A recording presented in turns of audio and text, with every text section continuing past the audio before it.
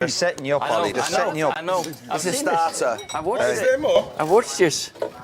Please, sir. You know what? I'm not going to eat bread. I'm not going to have bread. I'm not a bad chef, by the way. I'm all right. Oh, well, that's good, I'm because okay these all make the wives cook. That's what they said. They said that they've never cooked a meal in their life. is So. You know what? They get classed as being sexist for that now, but it's Exactly, just yeah. like... No, but the thing is, I won't Don't allow- take that out the episode. My wife That's got to stay My in. wife doesn't want me cooking. I know, Do you know what I exactly. mean? You get in the way. They want to do that. Yeah. You need... The flimsy... They look... You know what they look? They look weak. They don't have best glasses. Yeah. You know what, girl?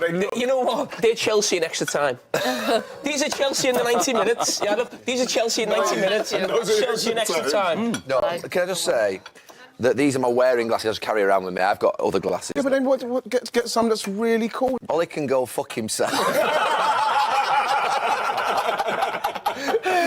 I covered about 20k that night with a pulled hamstring, and he can't hit the target from 8 yards. Right, he'd have scored it. That was your problem.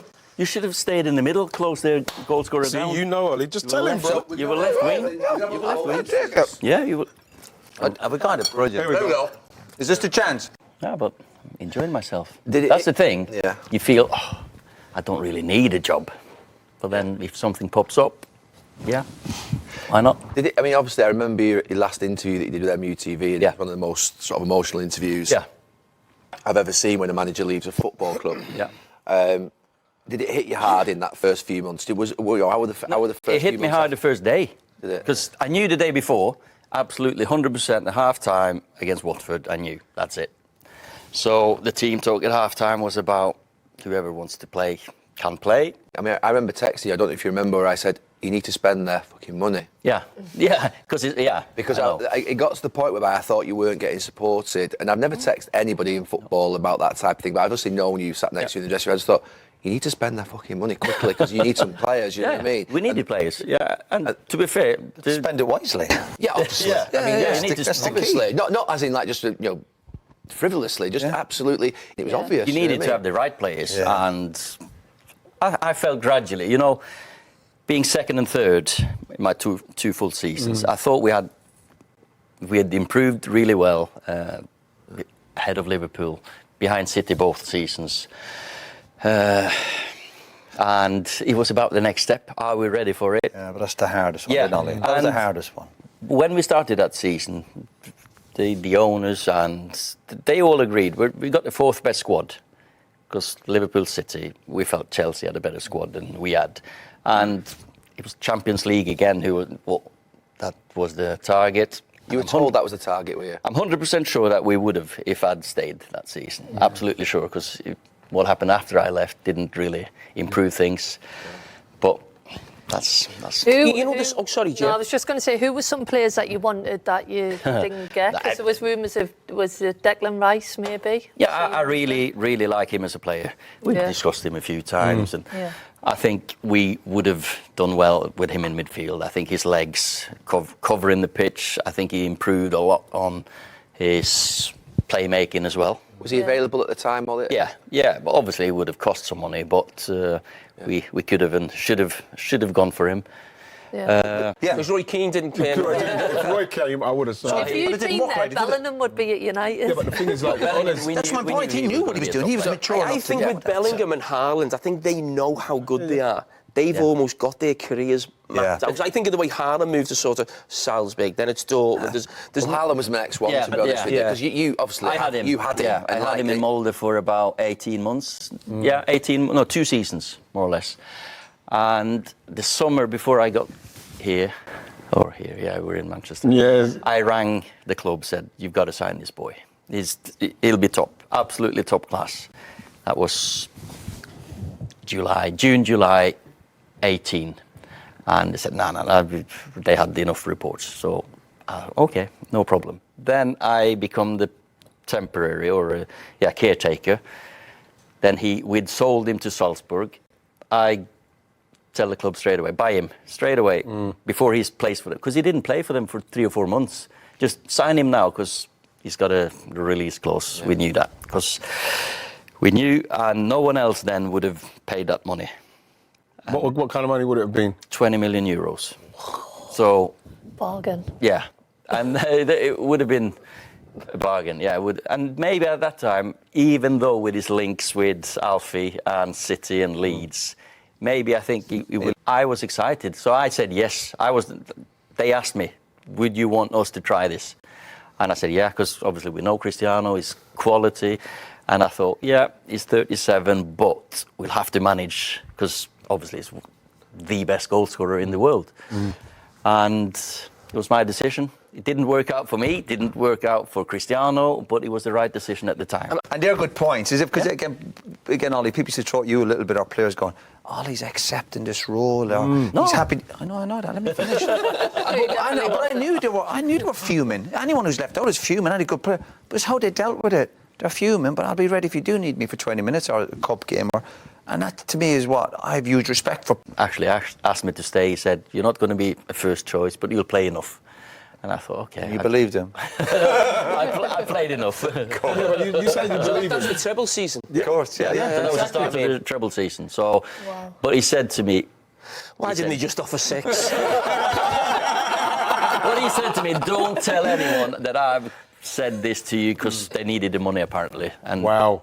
So he did. He but really wanted you. after that, when we won the treble, I felt, yeah, I can say that now. Brilliant. Yeah, so that was also good management, I felt, because if he'd said, yeah, I found myself in we probably Roy did as well at times, a really sort of difficult position on television around that time. You know that, where we were never ever going to stick the knife into you. It's never going to happen. And also, Cristiano's a player for United that we respect enormously, one of the greatest players of all time. Yeah. But when I saw him obviously on the bench, sort of like doing the things to the camera. I felt that, and obviously after the Everton game, when you left him out that first time and you remember you walked off, I felt that was letting you down because he was next teammate of yours. That's why I felt a little bit sort of, because he's a great player. I mean, he's immovable as an object in terms of what he's achieved. And I thought he should have been with you as your ally to sort of drive that dressing room forward. And you know what I mean?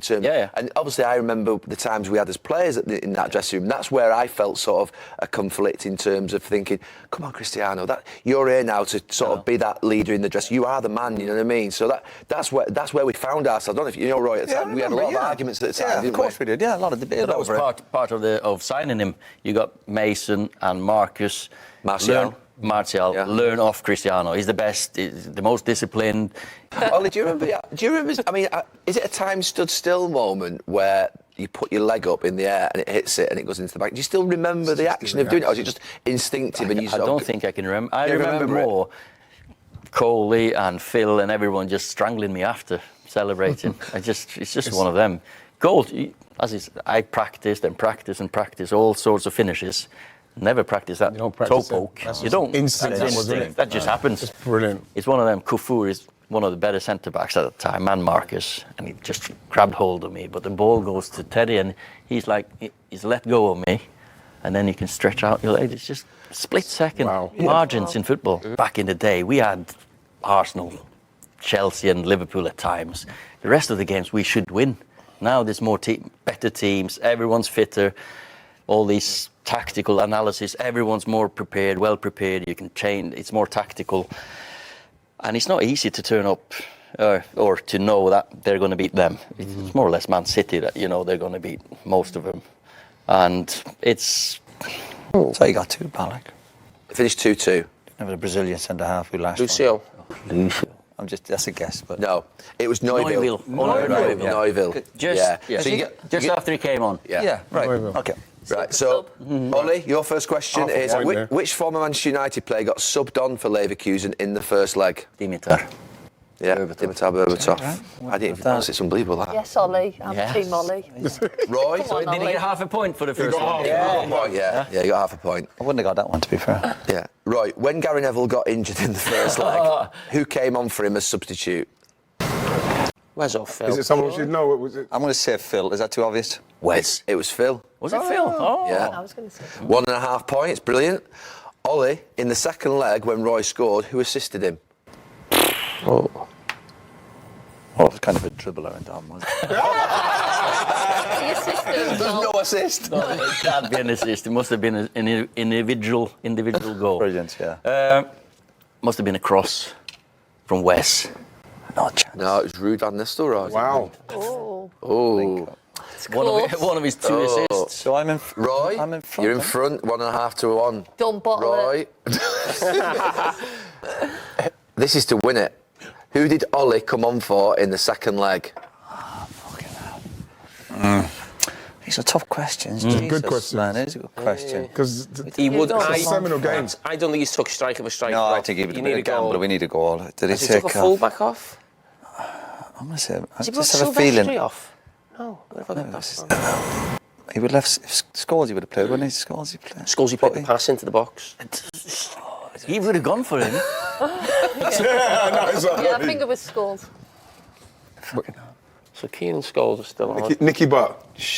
Sorry. I was going to go maybe Butty. One of the Took a wide defender, players. but he wouldn't have had to go mad gamble yet. He still. One of the wide players.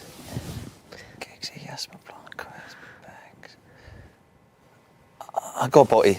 Oh, you got him to the right answer, Yeah, right? exactly. No, I would have gone Butty. I would have gone Butty. He would have gone Nicky Butt. Yes, Nicky Butt. He That's was the made that winner. change in midfielder. And the last question is obviously it doesn't matter. But who surprise. did Leverkusen go on to lose in the final?